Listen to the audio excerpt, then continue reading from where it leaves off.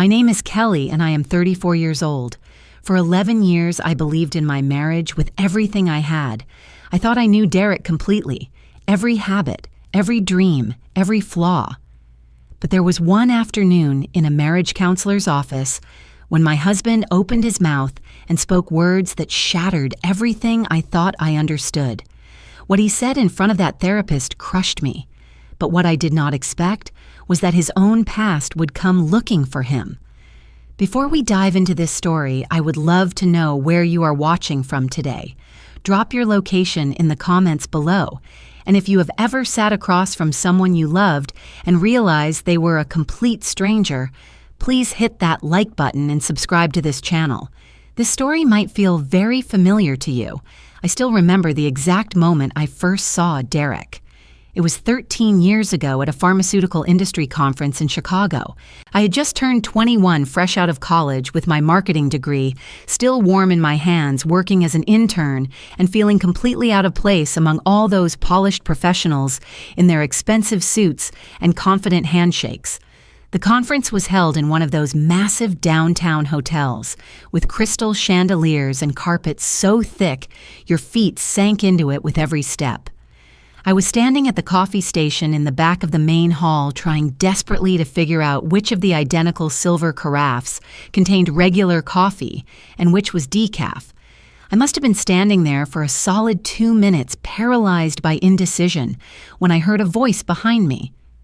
"Word of advice?" the voice said, warm and slightly amused. "Conference coffee always tastes like dishwater no matter which one you pick." I turned around, and there he was. Derek Harrison, 24 years old, already working as a sales representative for a medical equipment company, radiating the kind of easy confidence that I desperately wished I possessed. He stood about 6'1", with dark brown hair that fell just slightly over his forehead in a way that seemed effortlessly stylish. His smile was wide and genuine, and when he looked at me, he made me forget that I was holding a paper cup that was slowly overflowing with lukewarm coffee. He reached past me, grabbed a napkin, and handed it to me without missing a beat. "Derek Harrison," he said, extending his other hand, "and you look like someone who would rather be anywhere else right now." I laughed, surprised by his directness.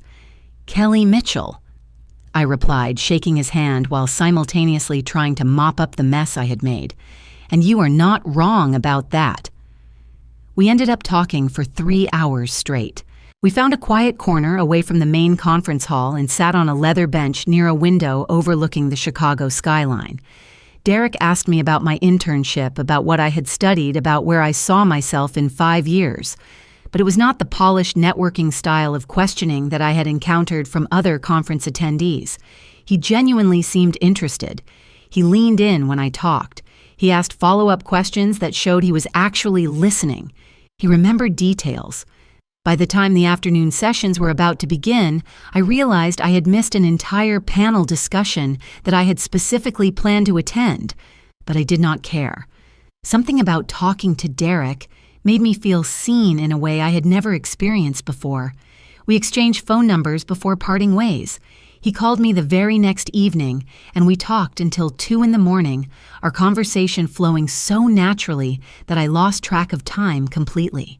Within a month, we were officially dating, making the 3-hour drive between my apartment in Minneapolis and his place in Milwaukee every other weekend. Within a year, Derek had accepted a transfer to a Minneapolis office, so we could be in the same city. Within 2 years, he proposed. He chose the restaurant where we had our first official Minneapolis date, a small Italian place in the North Loop with red checkered tablecloths and candles stuck in old wine bottles. He got down on one knee right there between the appetizers and the main course, and I said yes before he even finished asking the question. Our wedding was everything I had dreamed of. Small and intimate, held in a garden venue just outside the city in late September when the Minnesota leaves were just starting to turn gold. About 60 people attended, just family and close friends. My mother cried throughout the entire ceremony. Happy tears, she insisted, though she went through half a box of tissues by the time we exchanged our vows. After the ceremony, my father shook Derek's hand firmly the way he did when he was making an important business deal. My daughter chose well, he said, looking Derek directly in the eyes. "Take care of her." Derek promised he would, and I believed him completely. The early years of our marriage felt like something out of a romantic movie, the kind where everything is soft lighting and lingering glances and perfectly timed declarations of love. We rented a small apartment first, a one-bedroom place in Uptown with creaky floors and a radiator that hissed all winter. But we were happy there. We would cook dinner together in that tiny kitchen, bumping into each other, constantly laughing at our own clumsiness. After 3 years, we had saved enough for a down payment on a house in Edina, a quiet suburb with tree-lined streets, excellent schools, and neighbors who waved to you from their driveways while they were watering their lawns. The house was a modest colonial with 3 bedrooms, a backyard just big enough for summer barbecues, and a porch where we would sit on warm evenings and talk about our plans for the future. Derek's career was taking off. He had a gift for sales, a way of making clients feel like he was genuinely invested in solving their problems rather than just pushing products. By the time he was 30, he had been promoted to regional manager, overseeing a team of 12 salespeople across 3 states. His income had more than doubled since we first met. I was building my career, too. I had left my internship years ago and worked my way up at the same pharmaceutical company where I started. By our 8th anniversary, I was a senior marketing coordinator, leading campaigns and managing junior staff members. I was proud of what I'd accomplished. We cooked together on weekends, trying new recipes from food magazines I picked up at the grocery store. We traveled once a year, usually somewhere warm with beaches and good seafood. San Diego, Puerto Rico, the Florida Keys. We came back with sunburns and hundreds of photos and a renewed appreciation for the life we were building together. Our friends told us constantly how jealous they were of our relationship. "You two are couple goals," they would say after dinner parties where Derek and I finished each other's sentences and laughed at inside jokes. And I believed it. I truly believed we had something special, something that would last forever. But looking back now with the clarity that only distance and healing can provide, I can see the warning signs that I ignored. They were subtle at first, so subtle that I convinced myself they were signs of love rather than control. Derek did not like it when I went out with my friends without him. He never explicitly forbade me from going. He was too smart for that, too, aware of how that would sound. Instead, he would ask questions that planted seeds of guilt. "Why do you need to go out tonight?" He would say, his voice casual but with an undertone of disappointment. "Are you not happy when you are home with me? Do you not enjoy spending time together?" Or he would sigh heavily when I mentioned plans with friends, a theatrical exhale that communicated more than words ever could. "I just thought we could spend the evening together," he would say. "But I guess your friends are more important." So I started declining invitations. It was easier than dealing with the tension that followed whenever I did go out. It was easier than the cold shoulder that would last for hours after I came home. I told myself I was choosing my marriage over trivial social events. I told myself Derek just loved me so much that he wanted to spend every moment with me. He also had opinions about my clothing. Never outright criticism, never anything that sounded controlling on the surface.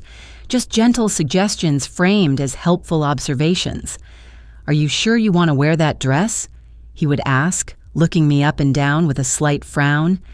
"I think the blue one looks better on you. It is more flattering." Over time, I stopped choosing my own outfits for any significant occasion. I would ask Derek what he thought I should wear standing in front of my closet like a child waiting for parental approval. I told myself this was just him caring about me, wanting me to look my best, helping me make good choices. I called it love. I called it attention to detail. I called it having a husband who was invested in our life together, who noticed things, who paid attention when so many other husbands checked out entirely. I did not have a word for what it actually was. Not yet. When the cracks in my perfect marriage started becoming too obvious to ignore, I still found ways to explain them away. Every marriage has rough patches, I told myself. Every couple goes through difficult seasons. My parents had been married for 35 years, and they had their share of conflicts, too. That was just what long-term commitment looked like. What I did not understand was that our entire marriage had been a difficult season disguised as something beautiful. The good times were not the reality interrupted by occasional problems. The control was the reality dressed up in just enough affection to keep me from seeing it clearly. Everything shifted dramatically 5 years ago when Derek received the biggest promotion of his career. He was elevated to regional sales director, a position that put him in charge of operations across 4 states, including Minnesota, Wisconsin, Iowa, and the Dakotas. His salary nearly doubled overnight. We celebrated with an expensive dinner downtown, toasting to his success with champagne that cost more than our first apartment's monthly rent. But with the new title came new pressures. Suddenly, Derek was responsible for quarterly targets in the tens of millions. He was managing dozens of employees and reporting directly to the vice president. He started traveling constantly 2 or 3 times every month, sometimes gone for a week at a stretch. I tried to be the supportive wife I had always been. I understood that career advancement came with stress and responsibility. When he came home exhausted and irritable from a week on the road, I gave him space. I kept the house quiet. I cooked his favorite meals without being asked. I made sure his suitcase was packed with fresh clothes for his next trip. I anticipated his needs before he even expressed them. But nothing I did seemed to be enough anymore. No matter how hard I tried, I was always falling short in some way that Derek felt compelled to point out. The criticism started small but grew steadily, like a vine spreading across a wall, covering more and more surface area until you could no longer see what was underneath. The dinner I made was not hot enough when he sat down to eat. The house was not clean enough to meet his standards. I talked too much when he needed silence to decompress. I did not talk enough when he wanted conversation to distract him from work stress. I asked too many questions about his trips. I did not ask enough questions, which meant I did not care about his career. I could never find the right balance because the balance did not exist. The target was always moving, shifting just out of reach, no matter how fast I ran to catch up. One night, Derek came home from a particularly difficult business trip to Dallas. The deal he had been working on for months had fallen through at the last minute, costing his region significant revenue. He was in a dark mood when he walked through the door, dropping his suitcase in the hallway with a thud that made me jump. I tried to help. I poured him a glass of the scotch he liked. I offered to heat up the dinner I had made. I asked gently if he wanted to talk about what had happened.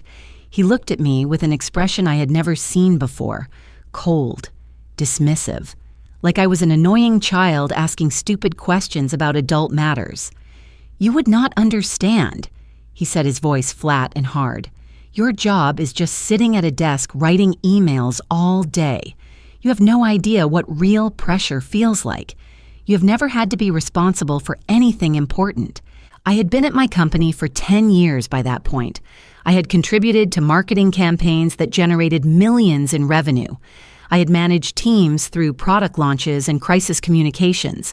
I had earned 3 promotions and multiple awards for my work. But in that moment, standing in my own kitchen with a glass of expensive scotch in my hand, none of it mattered. Derek had reduced my entire career to something insignificant, and I did not say a single word in my own defense. I just nodded, set down the glass, and cleared the dinner plates he had not touched. The isolation happened so gradually that I barely noticed it was happening at all. Derek had opinions about everyone in my life, and none of those opinions were positive. Everyone I cared about had some fatal flaw that Derek felt obligated to point out some reason why they were not worth my time or energy. Madison Cooper had been my best friend since our freshman year of college. We were roommates for 3 years, stayed up countless nights talking about our dreams, and fears stood beside each other at our weddings. She was the kind of friend who would drop everything to help you, who remembered every important date, who made you laugh until your stomach hurt. But Derek saw her differently. "Madison is too loud," he would say after she visited. "She is so dramatic about everything. Do you not find her exhausting? I do not understand why you would want to spend time with someone so negative." Every time I came back from seeing her, Derek would find something to criticize about the visit. I had been gone too long. I had shared too much about our personal life. Madison had probably given me bad advice that I was now going to follow instead of trusting my own husband. Eventually, I stopped making plans with her altogether. It was easier than dealing with the aftermath. Lauren Peters was a colleague I had grown close to at work. We had lunch together most days and confided in each other about both professional and personal challenges. She was smart, warm, and always willing to lend a sympathetic ear. Derek decided that Lauren was nosy and always stirring up trouble. He did not like that I discussed our relationship with her even in the most general terms. "Why does she need to know our business?" he demanded. "You should not be talking about our marriage with your work friends. That is private. Do you want everyone at your office gossiping about us?" So I stopped confiding in Lauren too. I started eating lunch alone at my desk. Even my family was not exempt from Derek's campaign of isolation. He always had an excuse to avoid visiting my parents, who still lived in the house where I grew up in St. Paul, just 30 minutes away. My mother called every Sunday to check in, but Derek would sigh audibly whenever he saw her name on the caller ID. "Your mother is too involved in our business," he said once after I had spent an hour on the phone with her. "She always has an opinion about everything we do. Does she not trust us to live our own lives? It is suffocating." My father fared no better. According to Derek, my dad did not understand anything about the real world. He was just a retired school teacher who had never had to compete in the business arena, so his opinions about finances or career decisions were worthless. When I started visiting my parents alone because Derek refused to come, he would punish me for it. Not overtly, not in ways I could easily identify at the time. But for days after each visit, he would be cold and distant, responding to my conversation attempts with one-word answers, sleeping on the far edge of the bed, like he could not stand to be near me. Looking back now, I can see the pattern so clearly. He was cutting me off from everyone who might have told me the truth about what was happening in my marriage. He was building walls around me brick by brick, removing any support system that might help me see through his manipulation, until I was completely alone with only him, to rely on only his voice in my head, only his version of reality to believe. And then there was the question of children. I had always wanted to be a mother. For as long as I could remember, I had imagined myself with kids, pictured teaching them to ride bikes, helping with homework, building snowmen in the backyard of whatever house we would live in. When Derek and I were dating, we discussed our hopes for a family. He said he wanted children too. 2, maybe 3. Enough to fill a house with noise and laughter. But somehow, the timing was never right. Every time I brought up the subject, Derek had a reason why we should wait. First, we needed to be more financially stable. Then we needed a bigger house with a yard. Then his career was at a critical point, and he could not afford any distractions. There was always some obstacle just ahead, some milestone we needed to reach before we could even consider starting a family. The years kept passing. I turned 28, then 30, then 32. Each birthday felt heavier than the last, weighted with the growing fear that the family I dreamed of would never materialize. When I turned 32, I decided I could not wait any longer. My doctor had mentioned that fertility starts to decline more significantly after 35. If we were going to have children, we needed to start trying soon. I decided to have a serious, unavoidable conversation with Derek about moving forward. I planned carefully, wanting to create the best possible environment for this discussion. I picked an evening when Derek seemed relaxed, a Friday after a successful work week when he had come home in a good mood. I made his favorite meal, grilled salmon with roasted vegetables and garlic mashed potatoes. I opened a bottle of the red wine he preferred. I set the table with our nice dishes and lit candles. After dinner, as we sat together in the living room, I brought up the subject as gently as I could. "Derek, I think we need to seriously talk about starting a family," I said, keeping my voice calm and reasonable. "We have been married almost 10 years. We are financially stable. We have this beautiful house with extra bedrooms. I really feel like it is time." Derek was quiet for a moment, swirling the wine in his glass. Then he laughed, not a warm, loving laugh. A short, sharp sound that felt like a slap. "You think you are ready to be a mother?"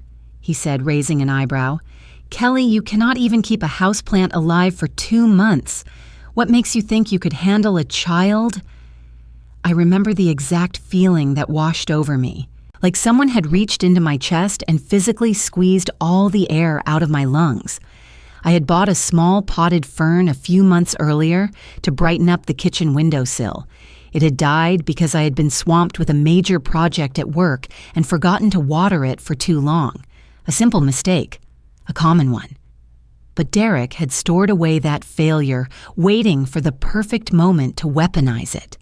I had spent years trying to be exactly what he wanted. I had given up friendships. I had distanced myself from my family. I had reshaped my entire identity around his needs and preferences.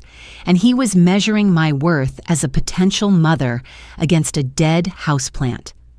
That night, after Derek had gone to sleep, I lay awake staring at the ceiling for hours. For the first time, a small voice in the back of my mind whispered that something was very wrong with my marriage, that the problems I was experiencing were not normal struggles that every couple faced, that the man sleeping beside me might not be who I had always believed him to be. But I was not ready to listen to that voice yet. It was easier to push it down to convince myself that I was overreacting to believe that things would get better if I just tried harder, loved more, gave more of myself. Instead of confronting the truth, I suggested marriage counseling. Maybe we just needed help communicating better, I told myself. Maybe a professional could help us understand each other and work through our issues. Maybe this was just a rough patch that we could fix with the right guidance. I had no idea that the counseling room would become the place where Derek finally revealed exactly who he had been all along, and that it would happen in front of a witness who would do nothing to stop it. Dr. Patricia Langston came highly recommended. She had over 20 years of experience in couples therapy and had written several articles on rebuilding trust in marriages under strain. Her office was located in a professional building in downtown Minneapolis on the 14th floor with a view of the Mississippi River. The waiting room was decorated in soothing earth tones with soft instrumental music playing from hidden speakers. Everything about the space was designed to feel safe and calming. I thought if anyone could help us reconnect, it would be her. Derek agreed to attend the counseling sessions, though his attitude made it clear that he considered the whole exercise to be unnecessary and beneath him. He went along with it the way you might humor a child asking for something unreasonable, like he was doing me a favor by even showing up. Our first session was scheduled for a Thursday afternoon. We both took time off work and drove to the office together, though we barely spoke in the car. I was nervous, my hands clasped tightly in my lap. Derek scrolled through emails on his phone like he was headed to a routine meeting rather than an appointment that might determine the future of our marriage. Dr. Langston greeted us warmly and led us to her inner office, where 2 comfortable armchairs faced a small sofa. She sat in one of the chairs and gestured for us to take the sofa. I noticed that she kept a notepad on her lap but rarely looked at it, maintaining eye contact as we spoke. She asked about our history, how we met, what initially drew us to each other. She asked about our strengths as a couple and the challenges we were currently facing. Her questions were thoughtful and probing without feeling invasive. And then something remarkable happened. Derek transformed before my eyes. The distant critical man I had been living with for years suddenly became the charming person I had fallen in love with at that conference so long ago. He spoke eloquently about our relationship, about his commitment to making things work. He talked about how much he valued our partnership and how grateful he was that I had suggested counseling. At one point, he reached over and took my hand, squeezing it gently while looking at Dr. Langston with complete sincerity. "I love Kelly more than anything in this world," he said, his voice warm and convincing. "I know we have had some difficulties lately, and I take responsibility for my part in that. I am willing to do whatever it takes for us to be happy together." I left that first session feeling something I had not felt in a long time: hope. Maybe this was exactly what we needed. Maybe Derek just required a safe, neutral space to open up and show the vulnerable, loving side that I remembered from our early years. The second session, a week later, followed a similar pattern. Derek remained composed and agreeable, saying all the right things, presenting the image of a husband who was deeply committed to improvement. I started to believe that we were genuinely making progress, that the future I wanted was still possible. But then came the third session, and everything changed. Dr. Langston began the session by asking about our daily routines, specifically about how we divided household responsibilities and how we spent quality time together. I tried to answer in a balanced way, acknowledging both the things Derek did well and the areas where I felt we could improve. Before I could finish my thought, Derek interrupted me. "I think you need to hear the real situation," he said, his voice suddenly different, harder, colder. More like the man I lived with at home and nothing like the person who had been so charming in our first 2 sessions. He then proceeded to list my failures. According to Derek, I did not support his career adequately. I did not understand the pressures he faced at work. I was too emotional, too sensitive, too quick to make mountains out of molehills. I could not handle stress. I never appreciated everything he did for our family. I complained too much. I expected too much. The list went on and on. For 15 minutes, I sat in stunned silence as my husband cataloged my shortcomings in front of a stranger. Every insecurity I had, every fear that I was not good enough. Derek laid out as though they were established facts. I kept glancing at Dr. Langston, waiting for her to intervene, to challenge the one-sidedness of his claims, to ask for my perspective. But she just kept taking notes and nodding occasionally, asking Derek to elaborate on a particular point. I felt like I was on trial without anyone to defend me, like I had walked into what I thought was a partnership meeting, only to discover it was actually my performance review with the verdict already decided. By the time the session ended, I was numb. Derek seemed energized, almost pleased with himself. On the drive home, he talked about what a breakthrough it had been, how important it was that we were finally being honest with each other. I said nothing. I could not find words for what I was feeling. We continued with the counseling.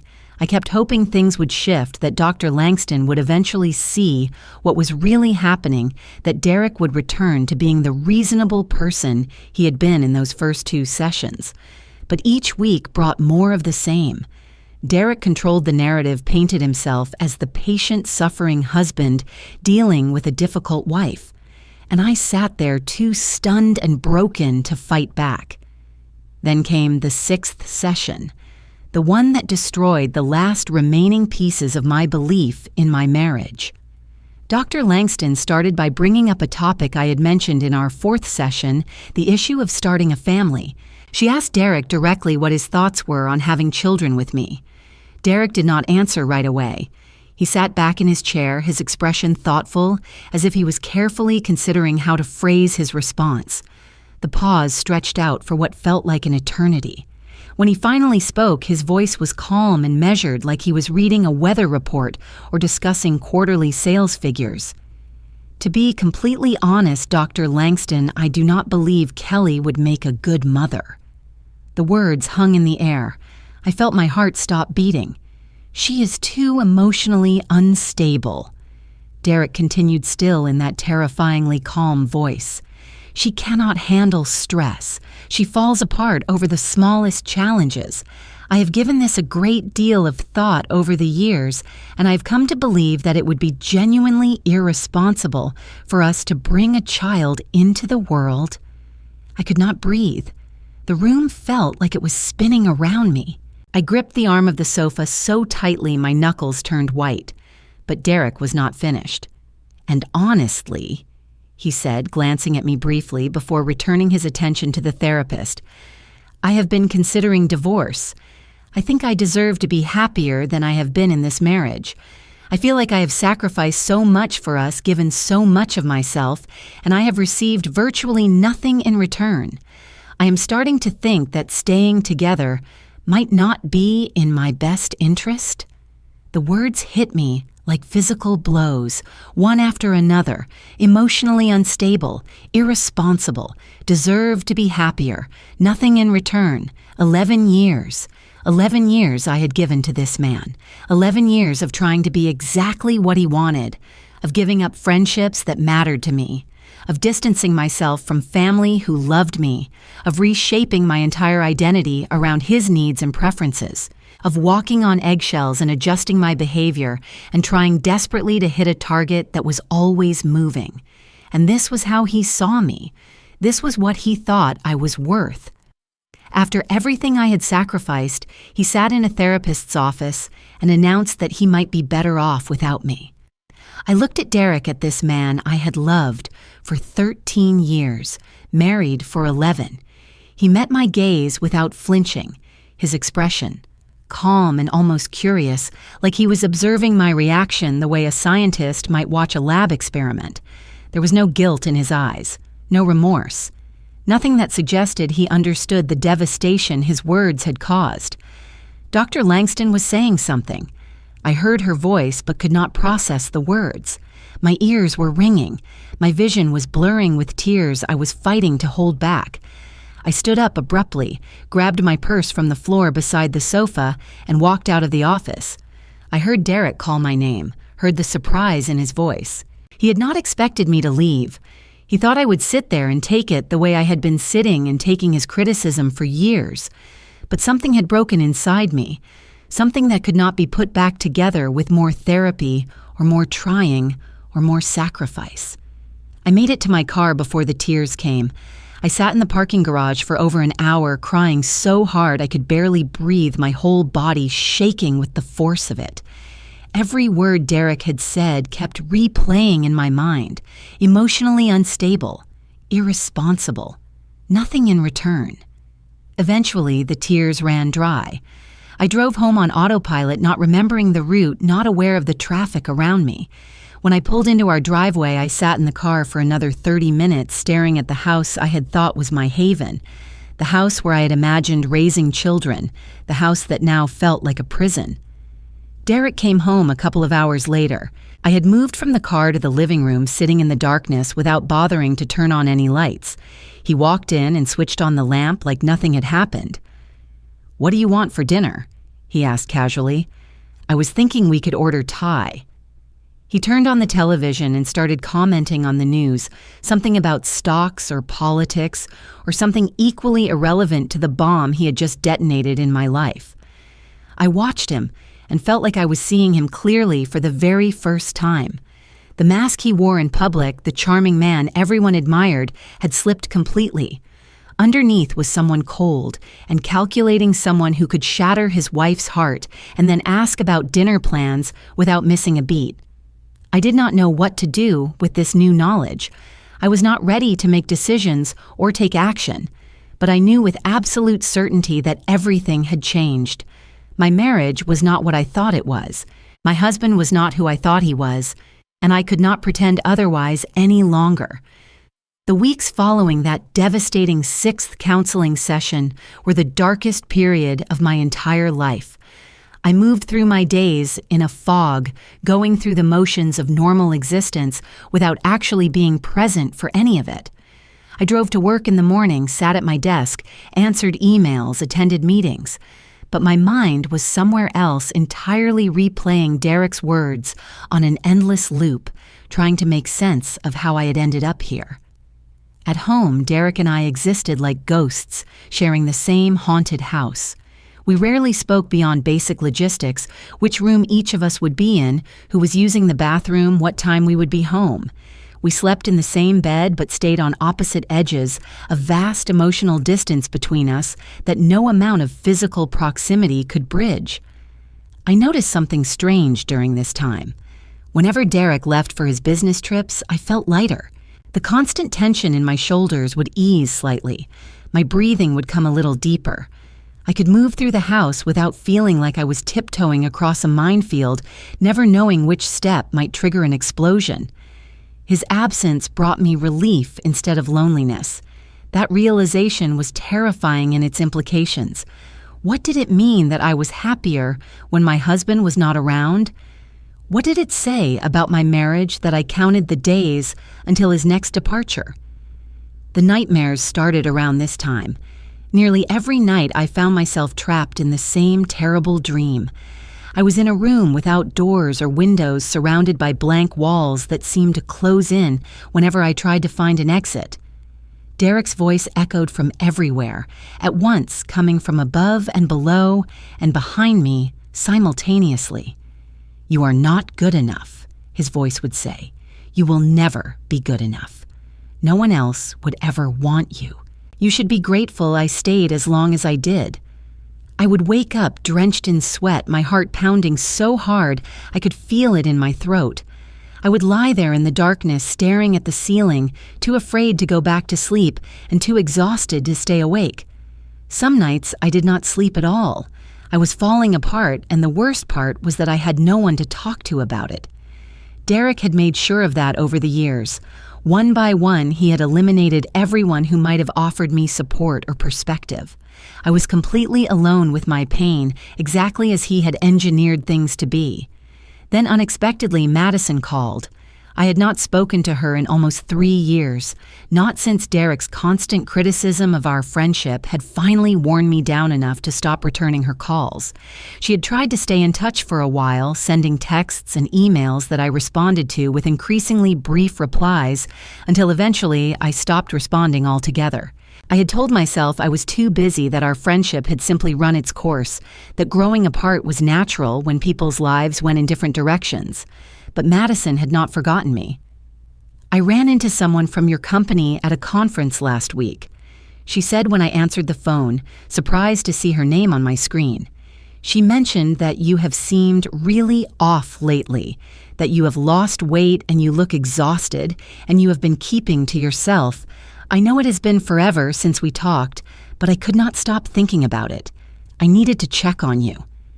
I opened my mouth to say what I always said: "I am fine." The words were right there, ready to be deployed like they had been hundreds of times before. But something was different this time. Maybe it was the genuine concern in Madison's voice.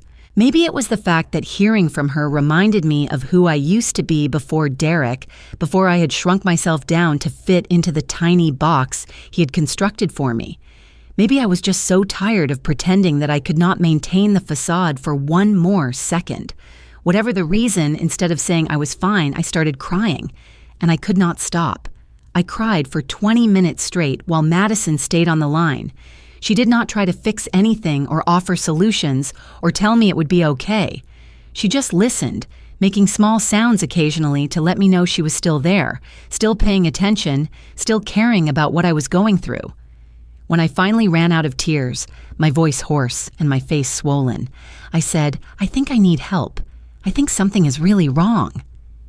"I am getting on a plane," Madison said immediately. "I will be there tomorrow." She flew from Chicago to Minneapolis the next morning.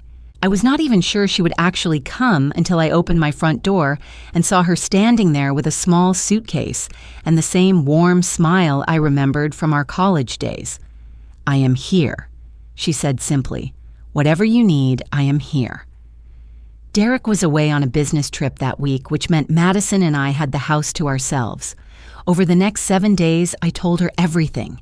Every detail I had been holding inside for years, the isolation, the constant criticism, the way Derek made me question my own perceptions, the counseling sessions, every word that Derek had said to demolish my self-worth. It took me hours to get through it all. Sometimes I would have to stop because I was crying too hard to speak. Sometimes I would pause because hearing myself describe my own marriage out loud made me realize how bad things had actually gotten. Madison listened to all of it without interrupting, without judging, without making me feel like I was crazy or exaggerating. When I finally finished, my voice raw from talking and crying, Madison was quiet for a long moment. Then she took my hands in hers and looked directly into my eyes. "Kelly," she said gently but firmly, "what you are describing is not a difficult marriage. What you have been living through is emotional abuse." The word hit me like a bucket of cold water. Abuse. That could not be right. Derek had never hit me.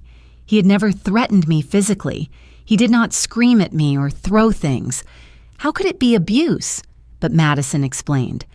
Slowly, patiently, she told me about gaslighting, the practice of making someone question their own reality until they no longer trust their own perceptions. She talked about isolation, systematically cutting someone off from friends and family so they have no outside perspective on the relationship.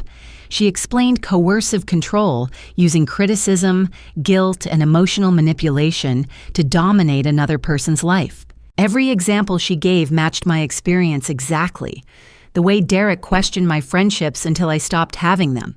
The way he offered opinions about my clothing until I stopped making my own choices. The way he criticized everything I did until I lost all confidence in my own abilities. The way he convinced me that any problems in our marriage were my fault, my shortcomings, my failures. I felt like I was reading a textbook that someone had written specifically about my life. Everything I had experienced for over a decade suddenly had names, patterns, explanations. I was not crazy. I was not oversensitive. I was not making mountains out of molehills. I had been systematically manipulated by someone who was supposed to love me. Before Madison left at the end of that week, she helped me find Dr. Evelyn Harper, a therapist who specialized in helping people recover from emotional abuse in intimate relationships. Dr. Harper's office was in St. Paul, far enough from downtown Minneapolis that there was no chance of running into anyone who knew Derek. My first session with Dr. Harper was one of the hardest hours of my life. Part of me still wanted to defend Derek, to explain that he was not really that bad, that maybe I was the one who had misinterpreted everything. The programming of 11 years does not disappear overnight, but Dr. Harper was patient. She did not push me to accept conclusions I was not ready for. Instead, she asked questions that made me examine my own experiences from new angles. She helped me see patterns I had been blind to. Slowly, painfully, I began to recognize the truth. Derek had spent our entire marriage breaking me down. The woman I had become anxious, isolated constantly. Second-guessing herself was not who I actually was. She was who Derek had trained me to be.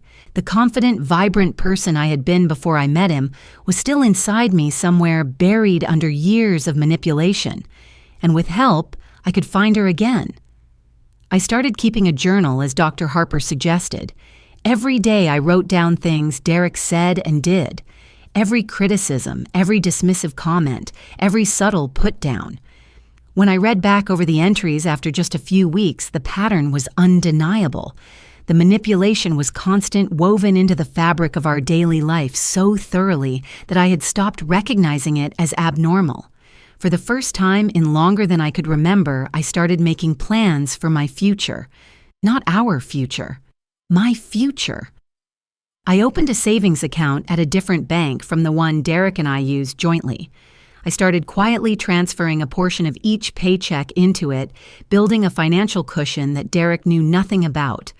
I researched divorce attorneys and scheduled consultations, learning about my rights and options. I looked at apartment listings, calculating what I could afford on my own salary.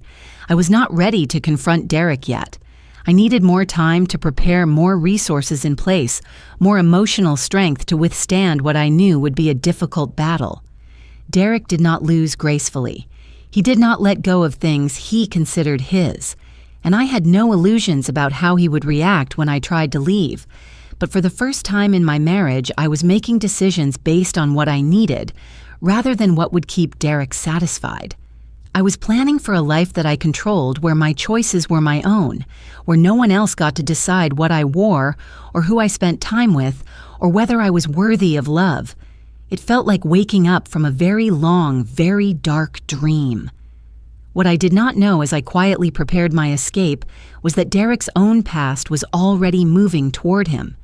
Secrets he had kept buried for years were clawing their way to the surface, and when they finally emerged, everything would change in ways neither of us could have predicted.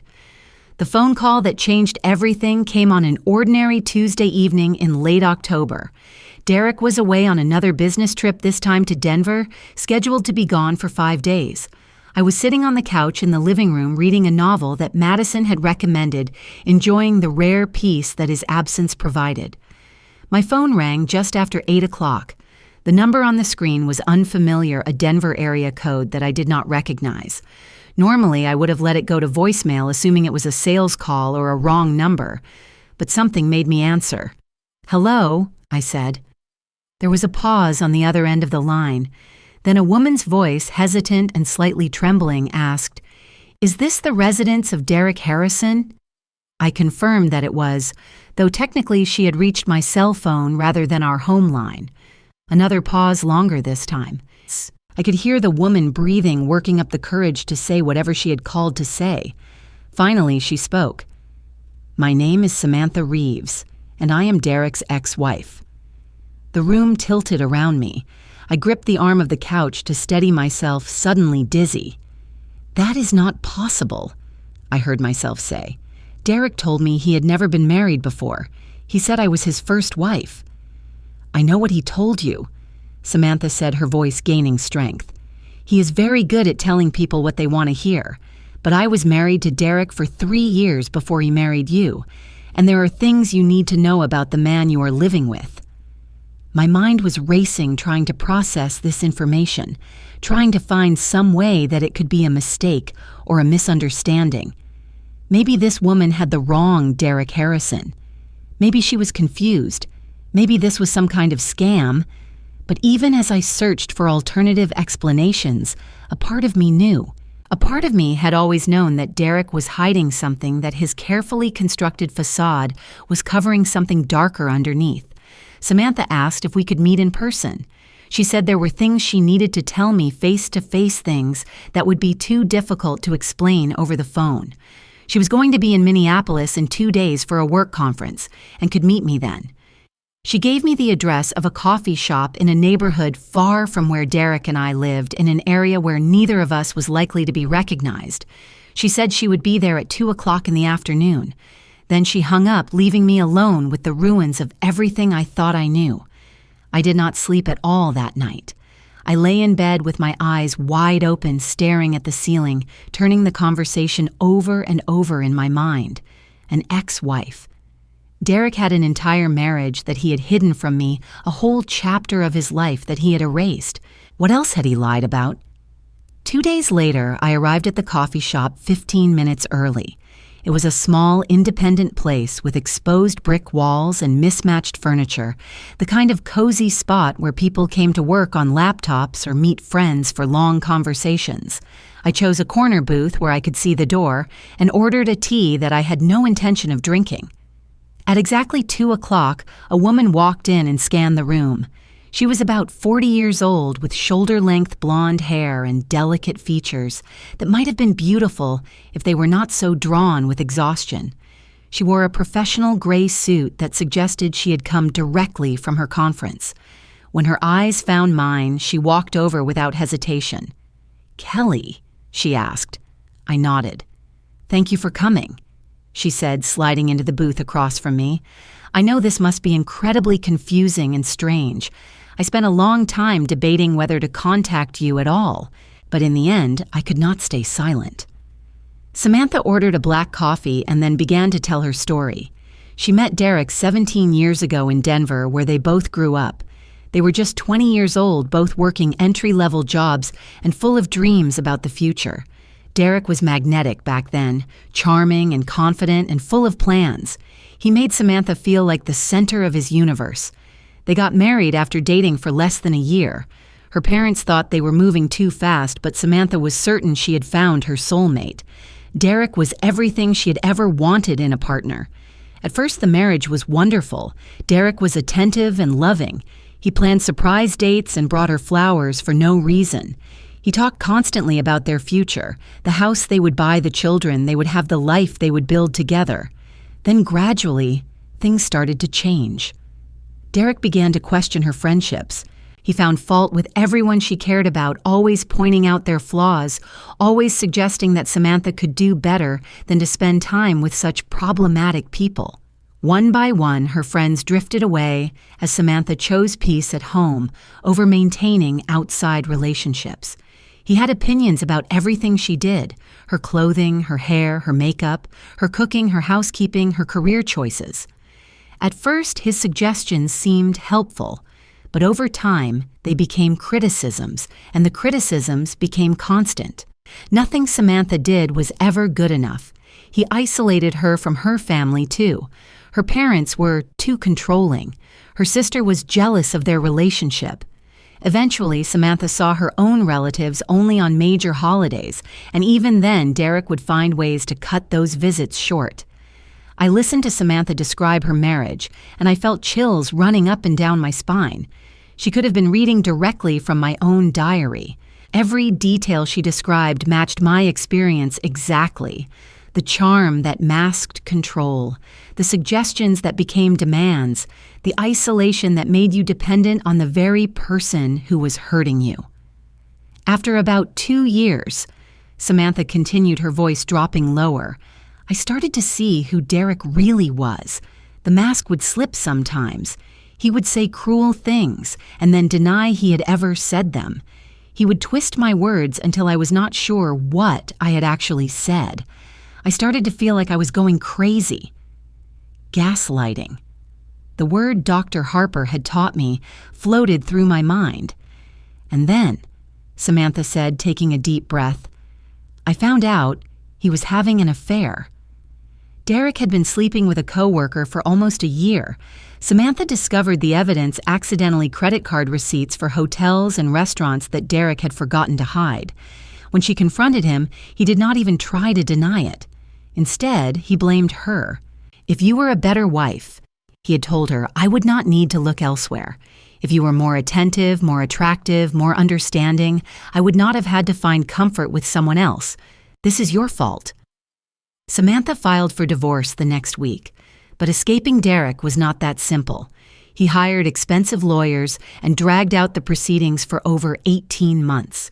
He tried to claim that Samantha was mentally unstable and should not be trusted.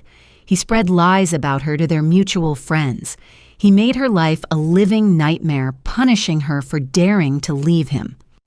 When the divorce was finally finalized, Samantha had lost most of their assets to legal fees and emotional warfare. But she was free, and that was what mattered. It took me 5 years to recover, she said, wrapping her hands around her coffee cup as if drawing warmth from it. 5 years of therapy, of rebuilding my self-worth, of learning to trust people again. I have been following Derek from a distance since then. Not obsessively, but enough to know what he was up to. When I saw that he had remarried, I thought about reaching out to you, but I was scared. I was afraid he would somehow find out and come after me. She paused and looked at me with an expression of painful determination. But recently I heard something that made me realize I could not stay silent any longer. Something that you need to know. Samantha still had a few connections to people who had known Derek in Denver, former colleagues and acquaintances who occasionally passed along information. A few weeks ago, one of these contacts had told her something disturbing. Derek was under investigation at his current company. There were serious irregularities in the sales contracts he managed, money that could not be accounted for, invoices that did not match up with actual services rendered, commission payments that seemed to have no legitimate basis. The numbers involved were significant, possibly several $1 million over the past few years, and the investigation was escalating. Company officials had brought in external auditors, and there was talk of involving federal authorities. I do not know all the details, Samantha said, but from what I heard, Derek could be facing criminal charges. And if investigators start digging deep into his finances and his past, they are going to find other things too. Things he has worked very hard to keep hidden. I sat in that coffee shop booth trying to absorb everything Samantha had told me. My husband had been married before and lied about it. He had a documented pattern of manipulation and abuse stretching back almost 2 decades. And now he was potentially involved in serious financial crimes. Everything I thought I knew about Derek was a lie.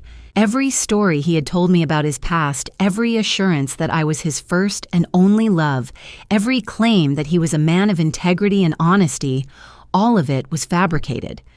I thanked Samantha for having the courage to contact me. We exchanged phone numbers and agreed to stay in touch. Then I drove home in a daze, my mind churning through implications and possibilities. I needed to act quickly. Whatever Derek had done at work, I could not afford to be caught up in it. My name was on our joint accounts. My signature was on our mortgage. If federal investigators started looking into Derek's finances, they would inevitably look at mine, too. I called my attorney that evening and explained the new situation. She understood the urgency immediately. We needed to accelerate the divorce proceedings. We needed to separate my finances from Derek's as completely as possible.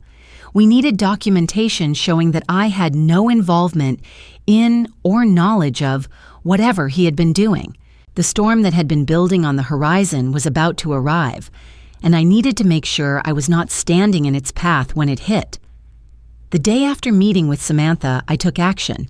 I called my divorce attorney and explained everything I had learned.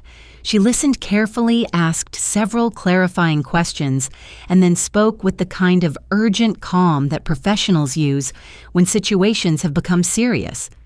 "We need to file immediately," she said, "and we need to document everything that shows your lack of involvement in Derek's business activities.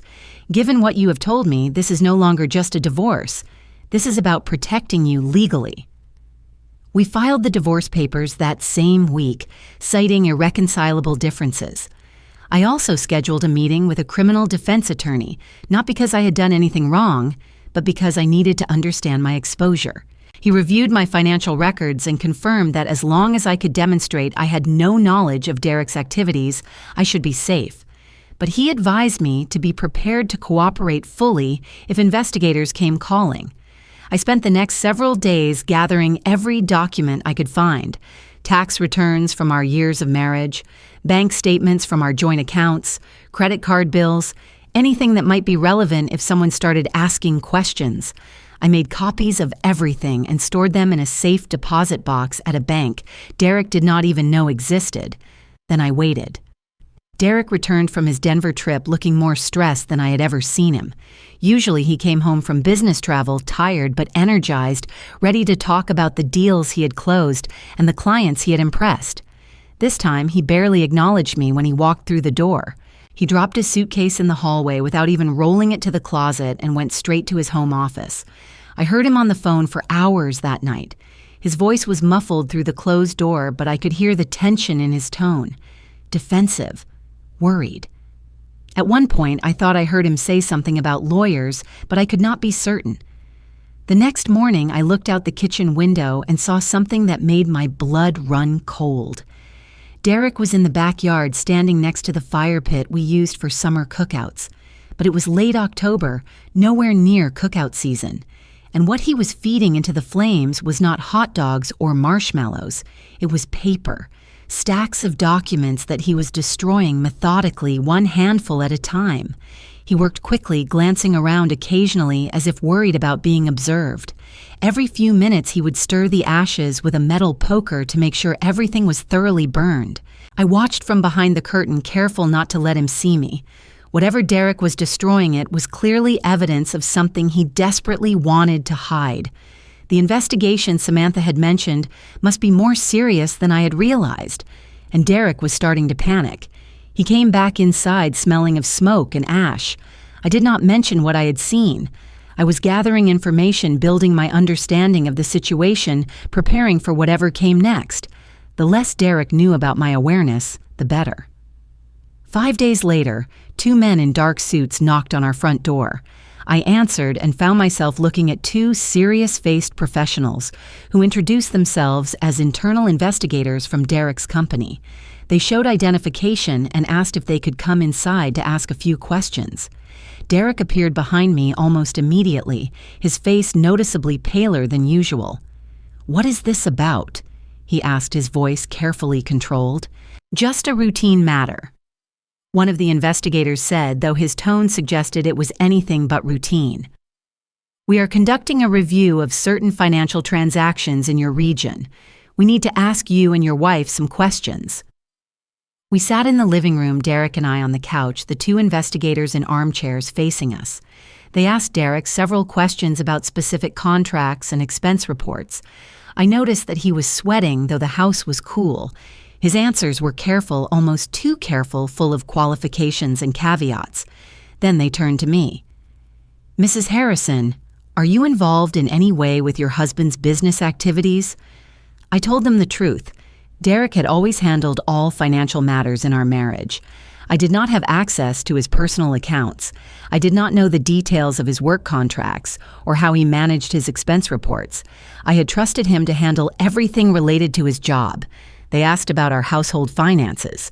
I explained that we had joint accounts for daily expenses, but that Derek managed investments and savings separately. I had access to the joint accounts, but not to his personal financial information. They took notes, asked a few follow-up questions, and then thanked us for our time. As they were leaving, one of them handed Derek a business card and said, "We may have additional questions. Please remain available." The moment the door closed behind them, Derek turned on me. "What did you tell them?"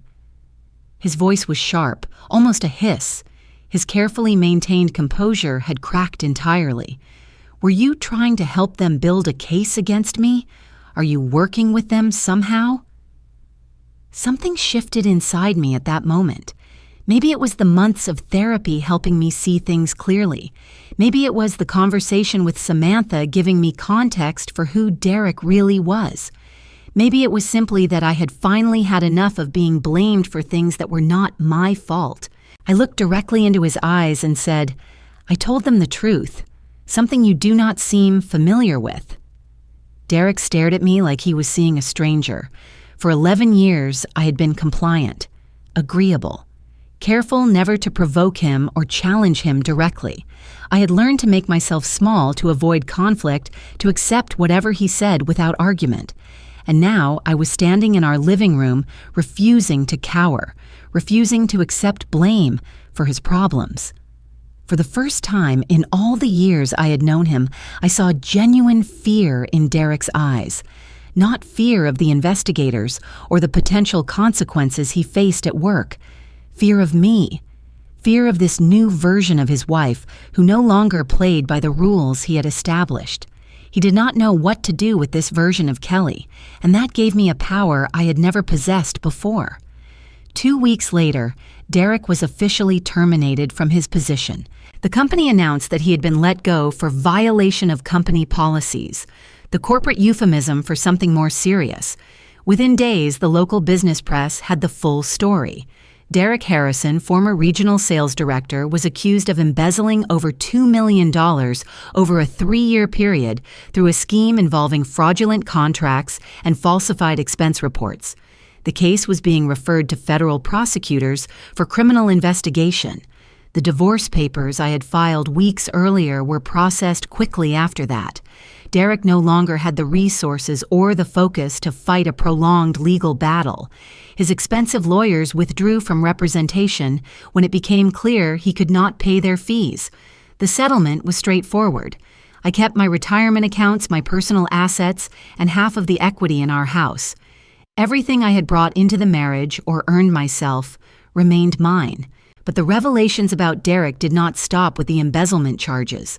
As investigators dug deeper into his finances, they discovered the offshore bank account, the hidden property, the apartment in a trendy neighborhood that Derek had purchased 2 years ago and furnished completely a love nest for the woman he had been seeing behind my back. Her name was Natalie. She was 28 years old, a junior sales representative at his company. She had apparently believed Derek when he told her that his marriage was essentially over, that he and I were only staying together for financial reasons, that he was just waiting for the right moment to leave. When Derek was arrested, Natalie disappeared from his life within 48 hours. She released a statement through a lawyer saying she had been manipulated and deceived, that she had no knowledge of Derek's criminal activities. Whether that was true or not, she clearly had no intention of standing by him now that his carefully constructed life was falling apart. I received updates about all of this from Madison, who had been following the case closely since our conversation months earlier. She would call every few days with new developments, and I would listen with a strange sense of detachment. The man being described in news reports and legal documents was someone I had lived with for over a decade, but he felt like a stranger to me now. Or rather, I finally understood that he had always been a stranger. I had just been too blinded by his manipulation to see it. 1 month after the divorce was finalized, Derek came to see me. I had moved into my own apartment by then, a bright 2-bedroom place in a quiet neighborhood where I was slowly rebuilding my life. I was coming home from work when I saw him waiting on the sidewalk outside my building. He looked like a shadow of the man I had married. Gaunt and pale, with dark circles under his eyes and a nervousness in his movements that I had never seen before. He was out on bail awaiting trial, his passport confiscated, and his assets frozen. "Kelly," he said as I approached, "I need to talk to you, please." I could have refused. I had every right to turn around and walk away to call the police, to slam a door in his face the way he had slammed so many doors in my heart. But I decided to hear what he had to say, not for his sake, for mine. I needed to close this chapter completely, and that meant facing him one last time. We stood in my small living room. Neither of us sat down. The late afternoon light came through the windows, casting long shadows across the floor. Derek launched into his prepared speech. He was sorry. He had made terrible mistakes.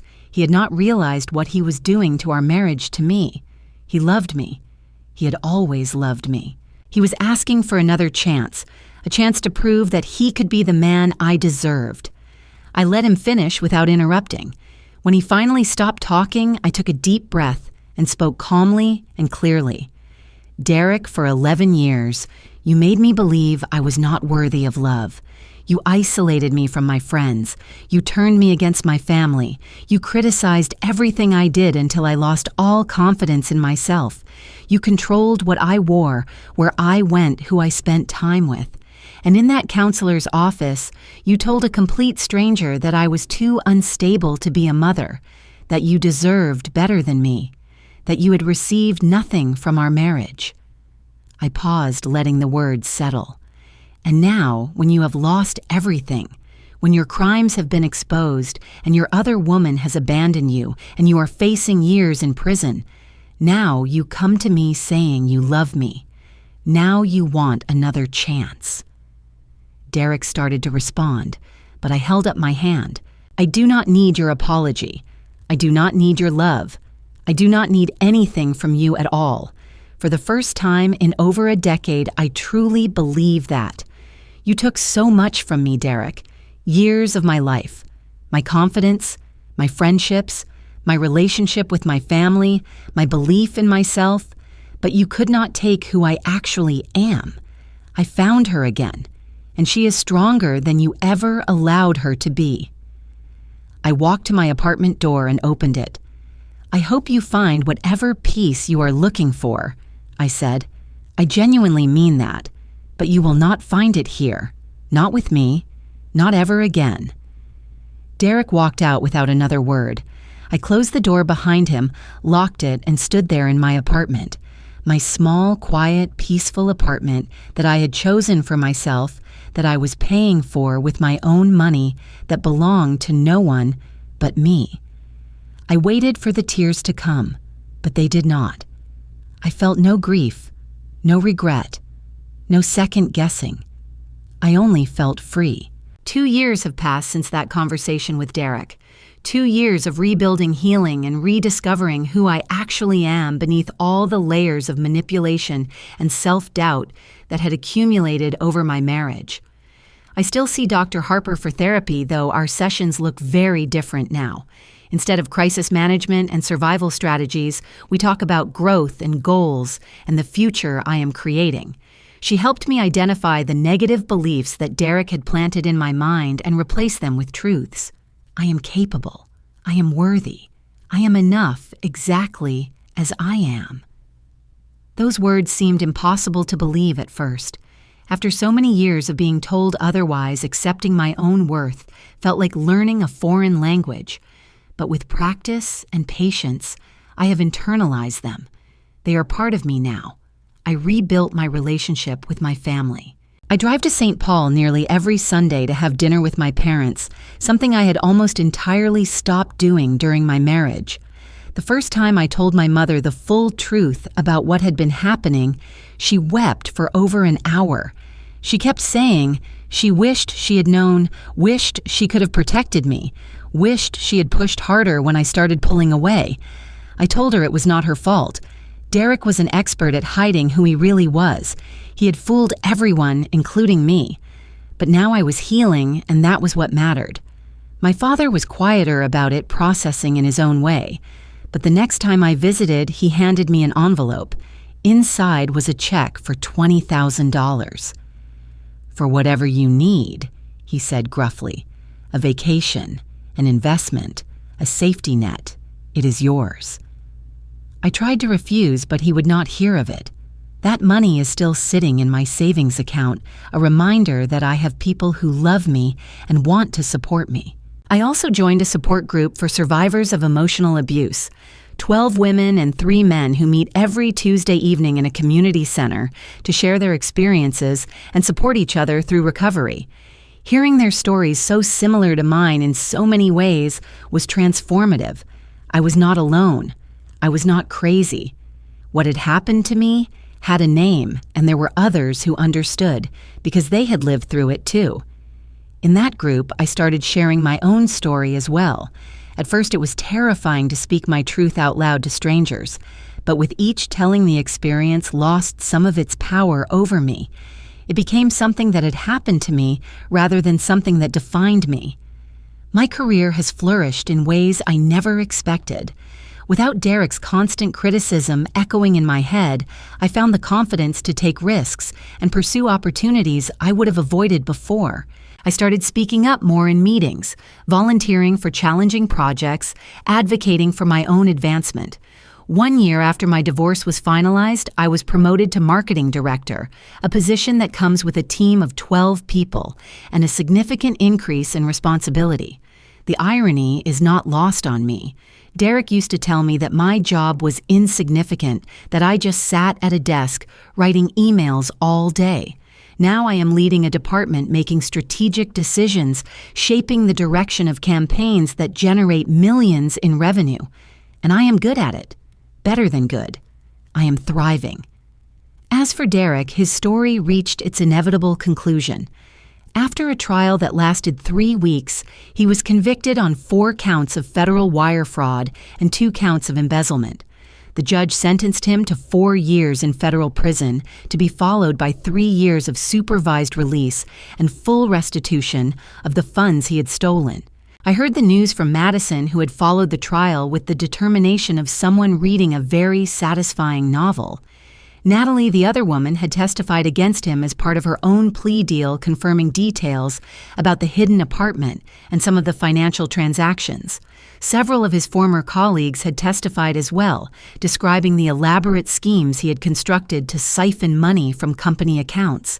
In the end, Derek lost everything he had valued: his career, his reputation, his freedom, his money, the respect of everyone who had once admired him.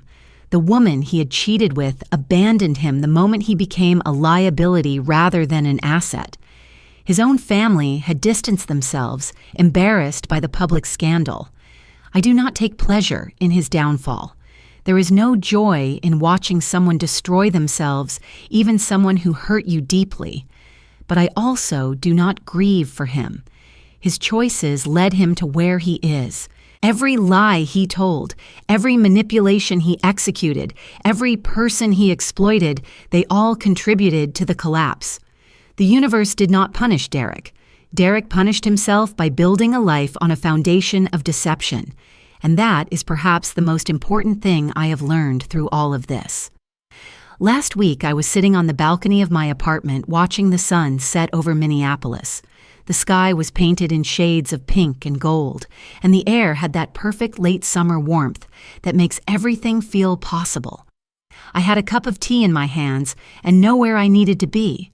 I thought about the journey I had traveled, the hopeful young woman who fell in love at a conference all those years ago, the slowly diminishing wife who forgot how to trust her own perceptions, the broken person who sat in a therapist's office and heard her husband declare her unfit to be a mother, the survivor who found the strength to leave, the woman I am becoming day by day as I rebuild a life of my own choosing. I realized something important as I sat there watching the colors fade from the sky. Derek's past did not catch up with him as some kind of cosmic justice or karmic retribution.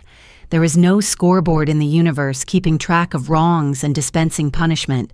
What happened to Derek was simply the natural consequence of his own choices.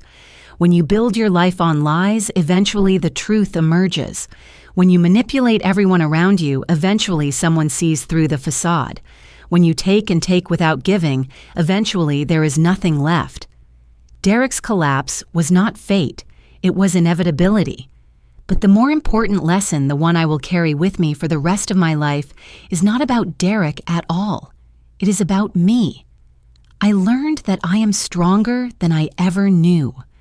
I survived 11 years of manipulation, emerged from the other side, and rebuilt myself into someone I am proud to be. I learned that the voice telling me I was not good enough was never my own voice. It was planted there by someone who needed me to feel small so he could feel powerful. Once I recognized that voice for what it was, I could finally silence it. I learned that walking away from something that hurts you is not failure. It is the bravest choice you can make. Staying in a toxic situation does not prove your commitment or your strength. Leaving proves your self-respect, your wisdom, your willingness to believe that you deserve better. I do not know what the future holds. Maybe I will fall in love again someday with someone who builds me up instead of tearing me down, someone who celebrates my strengths instead of exploiting my vulnerabilities. Maybe I will have the family I always dreamed of, the children I was told I would not be fit to raise. Or maybe I will find fulfillment in other ways I have not yet imagined. The beautiful thing is that those possibilities are open to me now. My life is my own again. I get to decide what happens next. And after so many years of having my choices made for me, that freedom is the greatest gift I could have received. If you are listening to this and something in my story resonates with you, I want you to know that you are not alone. The person who makes you feel small is not showing you the truth about yourself. They are showing you the truth about who they are. And you deserve so much better than what they are offering. It took me too long to see that, but I see it now, and I will never forget it. Now I want to hear from you. Have you ever had a moment when you realized someone you loved was not who you thought they were? What helped you find your way back to yourself? Please share your experience in the comments below. Your story might be exactly what someone else needs to hear today. If this story touched your heart, please give it a like and share it with someone who might need these words. Subscribe to this channel and hit that notification bell so we can continue walking this journey together. Every story we share helps someone feel less alone in their struggles. Thank you so much for spending this time with me. I am sending you strength, courage, and the constant reminder that you are worthy of love and respect exactly as you are. Never let anyone convince you otherwise. Take care of yourself. Be gentle with yourself. And I will see you in the next story.